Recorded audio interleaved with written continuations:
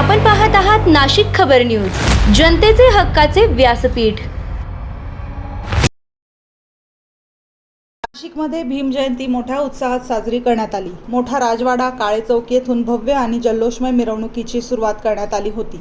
या मिरवणुकीत विविध समाज घटकांचा उत्स्फूर्त सहभाग पाहायला मिळाला। जय भीमच्या घोषणांनी परिसर दुमदुमून गेला होता, तर ढोल ताशांच्या गजरात आणि आकर्षक सजावटीत मिरवणूक पुढे सरकत होती। मिरवणुकीत सहभागी होताना नागरिकांमध्ये अभिमानाची आणि ऊर्जेची भावना स्पष्टपणे जाणवत होती। डॉक्टर बाबासाहेब आंबेडकर यांच्या विचारांचा जागर सतत समाजात प्रेरणा देत राहावा, या भावनेने सर्वांनी हा सोहळा साजरा केला।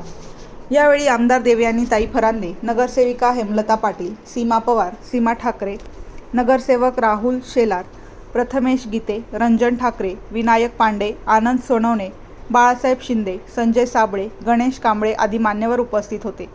या मिरवणुकीमुळे परिसरात उत्साहाचे आणि एकतेचे वातावरण निर्माण झाले असून बाबासाहेबांच्या विचारांचा संदेश समाजाच्या प्रत्येक घटकापर्यंत पोहोचवण्याचा प्रयत्न करण्यात आला।